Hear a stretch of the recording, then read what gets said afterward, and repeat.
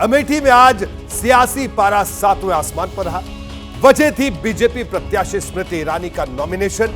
स्मृति ने पर्चा भरने के ठीक बाद राहुल गांधी पर सीधा हमला बोला। उन्होंने कहा कि राहुल जब सांसद थे तब यहां से लापता रहे। बीजेपी प्रत्याशी ने कहा कि जो राहुल संविधान की बात करते हैं, उन्होंने अमेठी में संविधान का गला घोंट दिया था।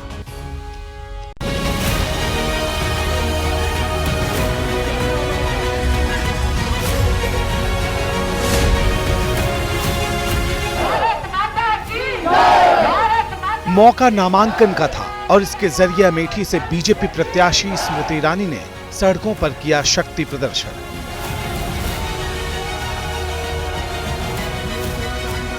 पर्चा भरने से पहले यहां स्मृति ने रोड शो निकाला और इसके जरिए कांग्रेस को जमकर ललकारा। स्मृति ईरानी ने बिना राहुल गांधी का नाम लिए उन पर तीखा तंज किया। ये वो अमेठी है जिसने 15 साल एक लापता सांसद के चलते इसी गौरीगंज में खाद की लाइन में खड़े किसानों की छातियों पर, पीठ पर लाठी पड़ते देखा इंडिया अलायंस का।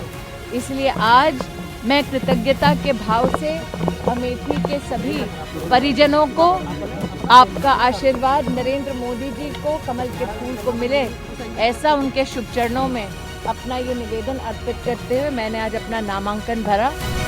अमेठी में कांग्रेस ने अब तक उम्मीदवार का ऐलान नहीं किया है। इस बात की चर्चा तेज है कि यहां से एक बार फिर राहुल गांधी मैदान में उतर सकते हैं, लेकिन कांग्रेस इस पर कुछ भी साफ साफ कहने को तैयार नहीं। वहीं बीजेपी ने एक बार फिर अमेठी के किले पर भगवा फहराने के लिए पूरा जोर लगा दिया है।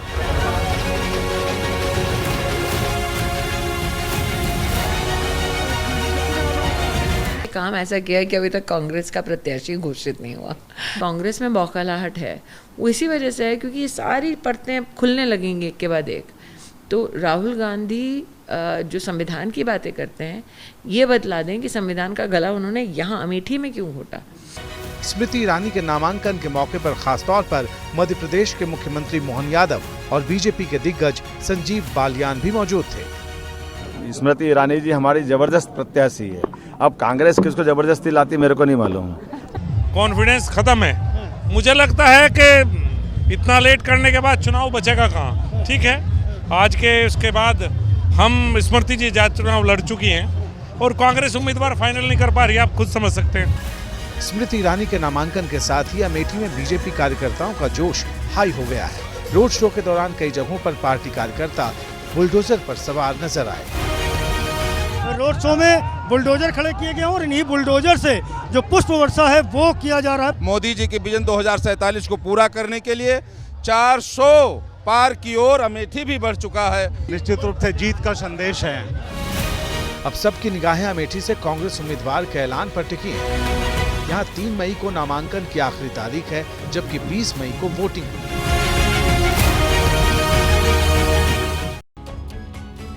देखिए, अमेठी के साथ ही आज लखनऊ में भी बीजेपी के दिग्गज नेताओं का मेला लगा। मौका रक्षा मंत्री राजनाथ सिंह के नॉमिनेशन का था। राजनाथ सिंह के साथ यूपी के मुख्यमंत्री योगी आदित्यनाथ, डिप्टी सीएम केशव प्रसाद मौर्य, ब्रजेश पाठक और उत्तराखंड के सीएम पुष्कर सिंह धामी मौजूद थे। ये सभी नेता बीजेपी दफ्तर से रथ पर सवार होकर कलेक्ट्रेट पहुंचे। राजनाथ सिंह लखनऊ से तीसरी बार चुनाव लड़ रहे हैं। बीजेपी नेताओं का दावा है कि इस बार उनकी जीत सारे रिकॉर्ड तोड़ देगी। की जीत को लेकर कितना आश्वस्त हैं? यहाँ से क्या रिकॉर्ड बनेगा, मतलब कहाँ पे जाएगा? अब इस रिकॉर्ड स्वयं चूंकि उन्होंने 2019 में बना दिया है, अपना ही रिकॉर्ड तोड़ने का काम 2024 में करें। लखनऊ में एक तरफा चुनाव है, यहाँ लड़ाई में ही नहीं है। उत्तर प्रदेश में 80 के 80 सीटें बीजेपी जीत। जैसे ही घड़ी का काटा दोपहर 2:30 पे आए, बबीता जी का दिल सास बहू साजिश के लिए मचल जाए। और ये है इनकी बहू, पूरे दिन ऑफिस की टेंशन हो जाए गॉन जब ये करें अपना फेवरेट शो फ्री टाइम पे ऑन। इनकी तरह आप भी देखें अपना फेवरेट शो अपने टाइम पर और डाउनलोड कीजिए एबीपी लाइव ऐप अपने स्मार्ट टीवी पर।